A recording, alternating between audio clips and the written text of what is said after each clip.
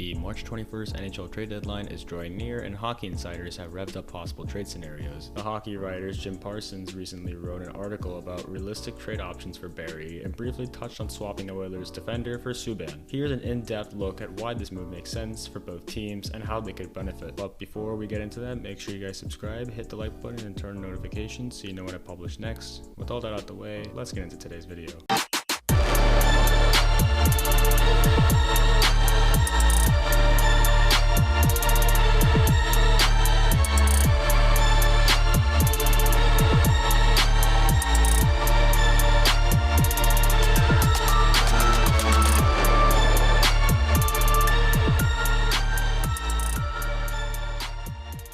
The signing of Barrie this past offseason seemed like the plan B response to losing Adam Larsson to the Seattle Kraken. While many were opposed to the signing, I thought at the time it was a positive move. He was coming off a 48-point season where he led all NHL defensemen in points. Many felt that Evan Bouchard should have automatically been gifted first unit power play duties to replace Barrie. However, it wouldn't have been a wise decision to put that type of pressure on a player who, at the time, only had 21 games under his belt. Now that we've seen the 22-year-old Bouchard is fully capable of producing points and playing fetch with Connor McDavid and company on the first unit power play, though this makes Barrie expendable. Barrie and Bouchard are off the same ilk.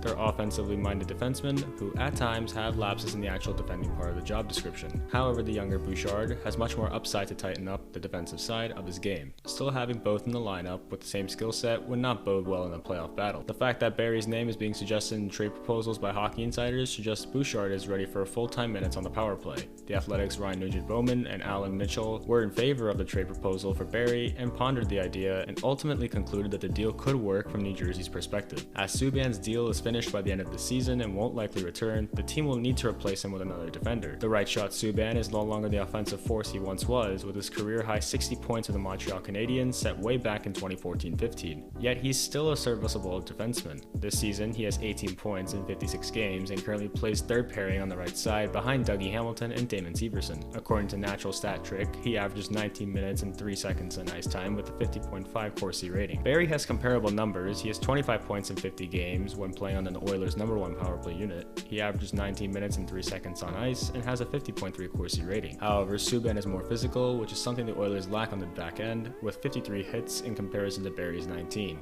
Both players have a -6 rating on the season.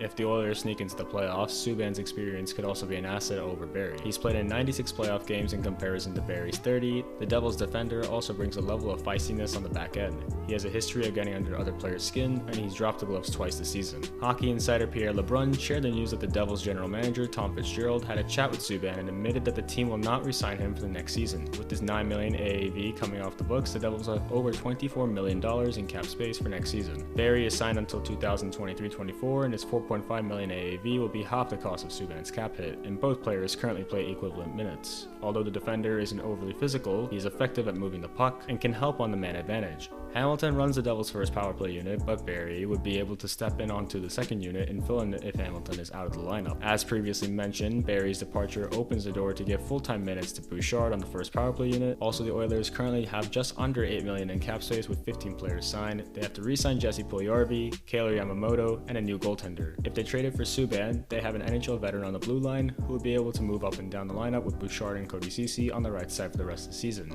If Subban does well, the Oilers can look to re-sign him. If not, his salary is off the books, and most importantly, they'd lose Barrie's $4.5 million cap space for next season. With the departure of Larsson to the Kraken this season, the Oilers are severely missing a veteran physical presence on their D-corps. Markus Niemelainen, who recently signed a 2-year contract extension, looks to be that presence in the future, but he's still very raw. They can use the extra cap space to find a physical veteran defenseman that gives them a new dimension, can shut down opposing forwards on the cycle, and make life a little harder in the Oilers' zone. Both Barrie and Subban are right-shot defenders with the same plus-minus rating and average equivalent minutes on ice. Would you make the swap? Thank you guys for tuning in, and have a wonderful day.